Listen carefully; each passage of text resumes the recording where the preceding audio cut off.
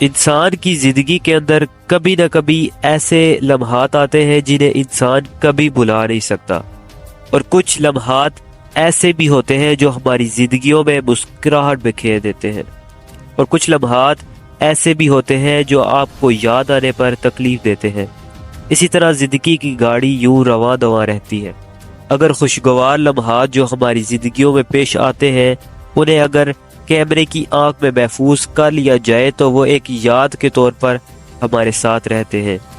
اسی طرح کے لمحات میں سے ایک لمحہ تب تھا جب میں اور میرے ساتھ کچھ دوستوں نے عید کے تیسرے دن ایک ٹور کا پلان بنایا تھا۔ ہم نے جو پلان بنایا تھا وہ یہ تھا کہ ہم نے صبح 6 بجے نکلنا ہے اپنے گھروں سے، اور ہماری منزل ہوگی پنج پیر، جو کہ تحصیل کہوٹہ کے اندر ایک شاندار ٹورسٹ پلیس ہے۔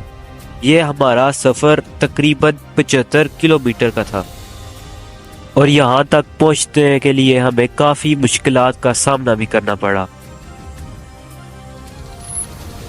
ویڈیو کو آگے بڑھانے سے پہلے انٹروڈکشن تو لازمی ہے، پہلے آپ انٹروڈکشن دیکھیں۔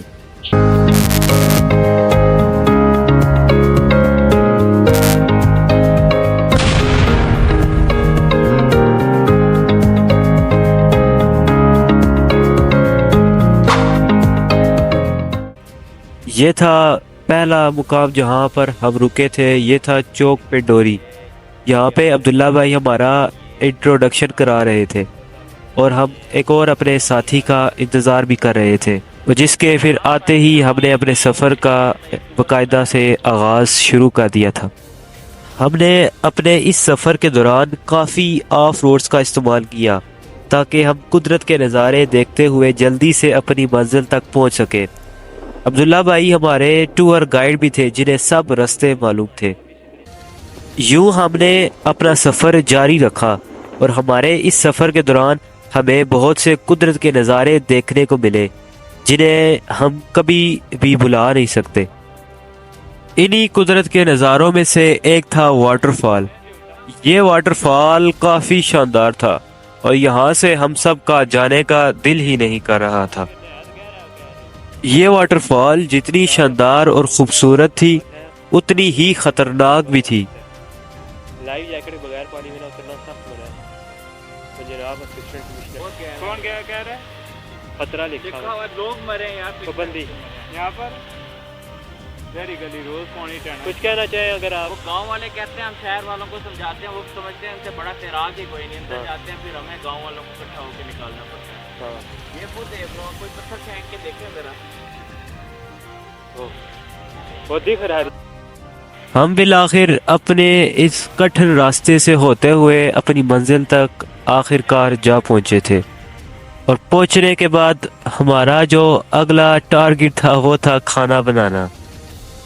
آپ کو معلوم ہی ہے کہ پاکستانیوں کا جب تک پیٹ نہیں بھرتا تب تک ان کا دماغ نہیں چلتا، تو اسی لیے سب سے پہلے ہم نے اپنے پیٹ بھرنے کے لیے آگ جلائی اور اس پہ کھانا بنانا شروع کر دیا۔ اس کھانے پکانے کے معاملے کے اندر سب دوستوں نے ایک دوسرے کا ساتھ دیا۔ مجھے تھوڑا بہت کھانا بنانا آتا تھا تو میں نے کھانا بنانے کی طرف توجہ دی، کسی نے آگ جلائی اور کسی نے لکڑیاں اکٹھی کی، سب نے اپنا اپنا کردار ادا کیا اس سارے کھانے پکانے کے پروسیس کے اندر۔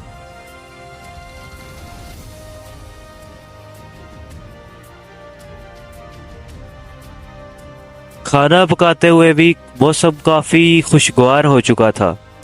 اچانک سے ہوا چلنے لگ پڑی اور بادل بھی آ گئے، لیکن بادلوں نے بے وفائی کی، کیونکہ اچانک سے بادل آئے اور پھر اچانک سے غائب بھی ہو گئے تھے۔ کھانا پکانے اور کھانے کے بعد ہم نے کچھ دیر آرام کیا، پھر اس کے بعد اپنی کچھ تصاویریں اتاری اور آگے پیچھے گھومے پھرے، اور پھر اپنے واپسی کی طرف راہ باندھ لی۔ ہم نے اپنے اس سفر سے ایک چیز ضرور سیکھی کہ اگر آپ کسی پہاڑی علاقے کا سفر کرتے ہیں اپنی بائک کے اوپر، تو آپ اپنے ساتھ بائک کا ضروری سامان ساتھ ضرور رکھیں۔ اگر آپ کو ویڈیو اچھی لگی ہو تو چینل کو سبسکرائب کر دیں، اور مجھے دیں اجازت۔ اللہ حافظ۔